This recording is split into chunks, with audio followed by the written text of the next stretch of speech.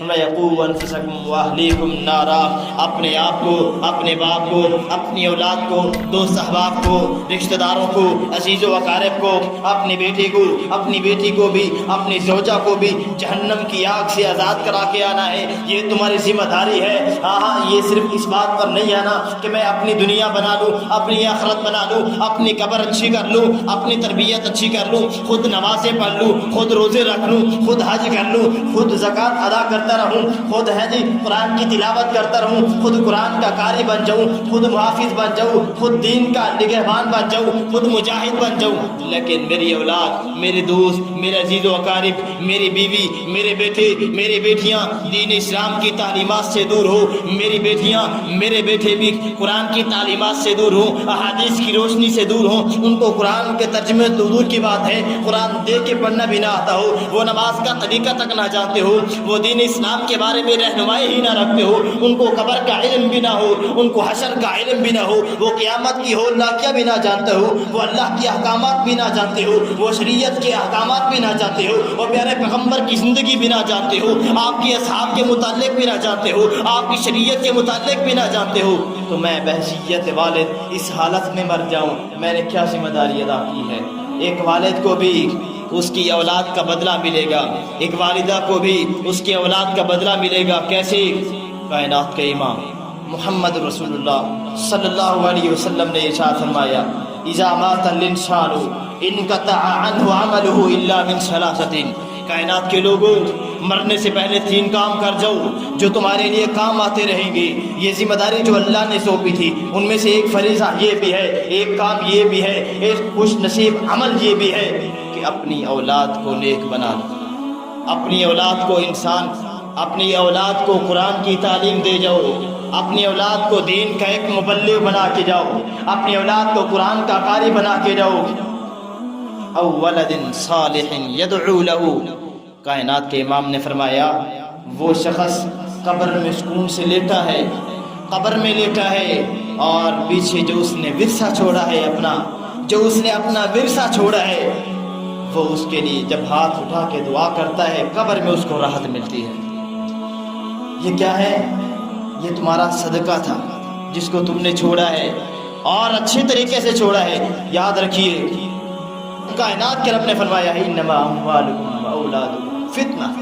کہ تمہارے اموال، تمہارے مال، تمہاری دولت، تمہارا پیسہ، تمہارا روپیہ، تمہارا ٹکا، تمہاری دنیا کی دولت، تمہاری دنیا کی فراوانی، تمہاری دنیا، انما اموالکم واولادکم فتنۃ، اور جس اولاد پر تم ناز کرتے ہو، جس اولاد کے لیے تم اپنی ساری قربانیاں دے دیتے ہو، جس اولاد کے لیے تم راتوں کو جاگتے ہو، جس اولاد کے لیے تم جھوٹ بولتے ہو، جس اولاد کے لیے تم سارا دن، سارے زندگی گھر سے باہر نکلے رہتے ہو، انما اموالکم واولادکم فتنہ، کائنات کے لوگوں حقیقت کے اندر یہی اموال، یہی مال، یہی دولت، یہ دنیا کے پیسے، یہ دنیا کے ٹکے، یہ دنیا کی تمہاری اولاد تمہارے لیے فتنہ ہے۔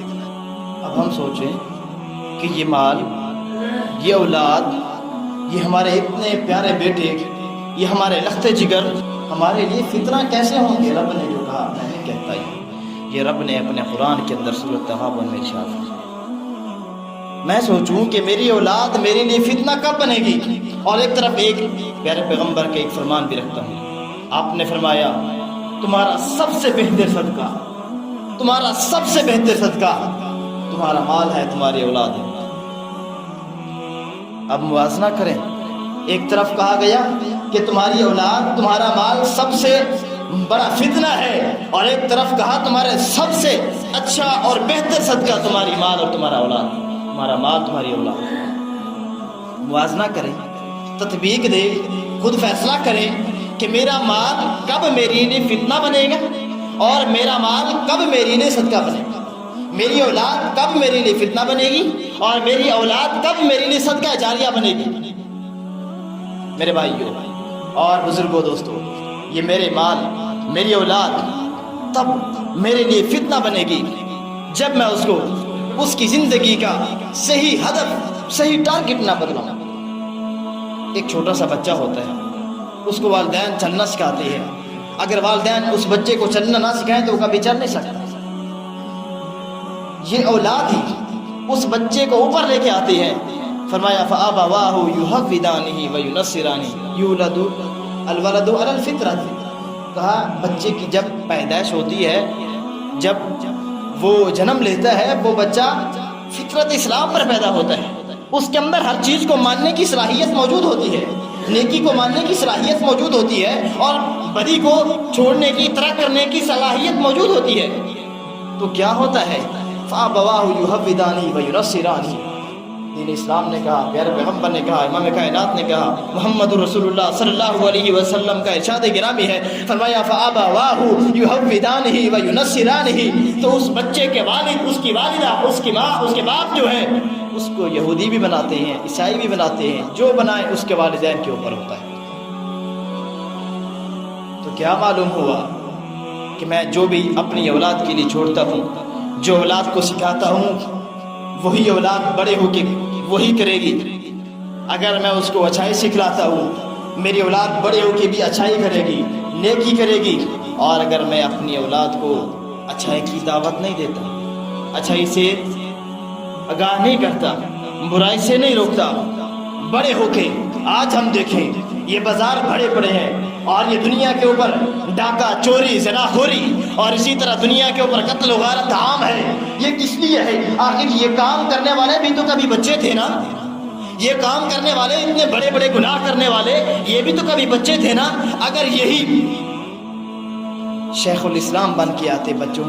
اپنے بچگانہ سے ہی، اگر یہی حافظ بن کے آتے، یہی قاری بن کے آتے، یہی عالم بن کے اوپر آتے، یہی مدرسوں کے اندر آتے، یہی دین کی تعلیم سے ہی پرورش پاتے، یہی نیکی کے اندر ہی پرورش پاتے، تو معاشرے کی یہ حالت نہ ہوتی۔ یہ سارا کا سارا جرم بھی ہوتا ہے، والدین کا ہوتا ہے، یہ سارا کا سارا احسان بھی ہوتا ہے، والدین کا ہوتا ہے۔ والدین کا جرم ہے کہ اس نے اپنی اولاد کو اس کی زندگی کا اصل ہدف، اس کے ٹارگٹ اور اس کی زندگی کا اس کو نصاب نہیں دیا۔ اور ہم سمجھتے ہیں کہ میں نے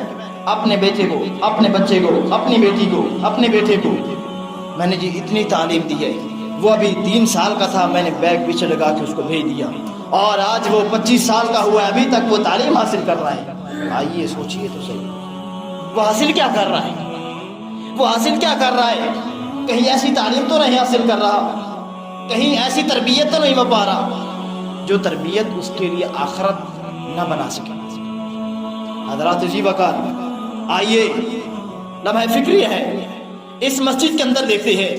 دنیا کو چھوڑتے ہیں، اپنے اس ملک کو چھوڑتے ہیں، ملک کے اس ضلع کو چھوڑتے ہیں، ضلع کے اس محلے، اس بستی کو چھوڑتے ہیں، اس مسجد کے اندر ہم بیٹھنے والے حاسبو قبل ان تحاسبو کے تحت ہم اپنے گرہمانوں، ہم اپنے اوپر ہی نظر ڈالتے ہیں۔ ہر بندہ نظر ڈالے کہ میرے اتنے بیٹے ہیں، اور اتنے بیٹوں میں سے میرا فلاں بیٹا، 1 بیٹا 2 بیٹے ہیں جو قرآن پڑھنے کے قابل ہے، جو قرآن صحیح پڑھتے ہیں، جن کو قرآن پڑھنا آتا ہے، جو قرآن کے حافظ ہے، قرآن کے عالم ہے، قرآن کے ترجمے کو جانتے ہیں، قرآن کی تفسیر کو جانتے ہیں، احادیث کا علم رکھتے ہیں، دینی تعلیم سے آگاہ ہے۔ اور اسی طرح اگر دین کا کوئی بھی کام آ جائے، دین کسی بھی کام کے اندر، معاملے کے اندر ان سے مدد مانگے تو وہ مدد کرنے کے قابل ہے۔ ہم سوچیں، نظر ڈالیں، اور تھوڑا سا ہر بندہ، میں میرے سمیت، اپنے اوپر نگاہ ڈالے، کیا میں اپنے گھر کے اندر ایسا ورثہ چھوڑ کے آیا ہوں؟